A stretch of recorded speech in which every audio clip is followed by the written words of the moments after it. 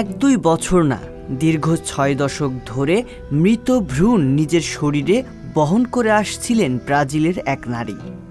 চিকিৎসা বিজ্ঞানকে এক প্রকার চমকে দেওয়া 7 সন্তানের জননী ড্যানিয়েলা ভেরার গর্ভে যে মৃত ভ্রূণ রয়ে গেছে তা ক্ষুণাক্ষরেও টের পাননি তিনি। তবে পেটে অস্বস্তি হলে চিকিৎসকের শরণাপন্ন হন ড্যানিয়েলা।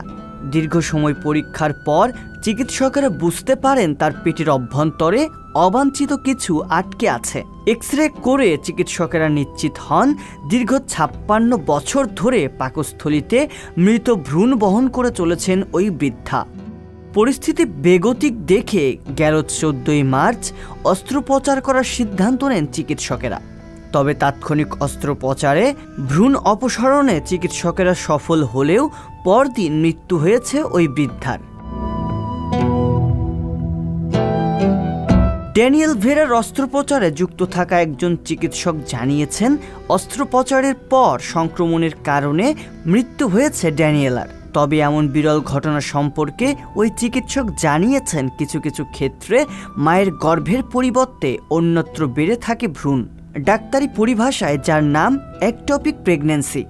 এক্ষেত্রে নিষ্কাশিত ডিম্বাণু তার নির্দিষ্ট জায়গার পরিবর্তে অন্যত্র চলে যায়, যেখানে সেই ভ্রূণের বেড়ে ওঠার কোনো সম্ভাবনাও থাকে না। মূলত ডিম্বাণু ও শুক্রাণুর মিলনের ফলে যে ভ্রূণের সৃষ্টি হয় তা স্বাভাবিক প্রেগন্যান্সিতে জরায়ুর ভেতরে স্থাপিত হয়। কোনো কারণে যদি ভ্রূণটি জরায়ুর বাইরে স্থাপিত হয়, এই অবস্থাকে একটপিক প্রেগন্যান্সি বলে।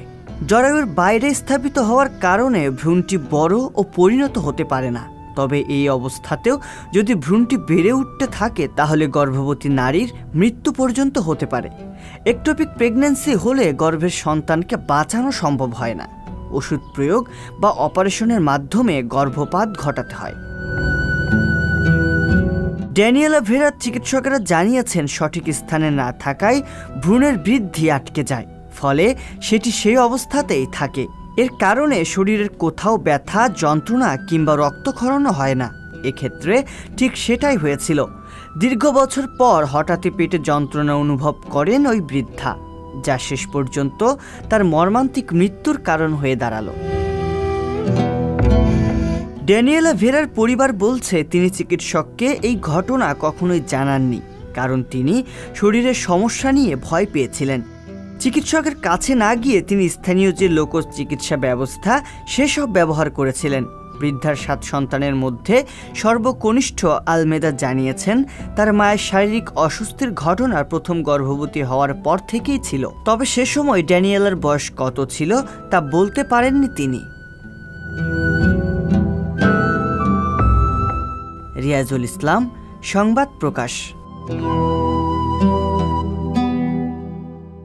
সংবাদ, ফিচার ও অনুষ্ঠানের জন্য ভিজিট করুন সংবাদ প্রকাশের ওয়েবসাইট এবং যুক্ত থাকুন ফেসবুক পেজ ও ইউটিউব চ্যানেলের সঙ্গে।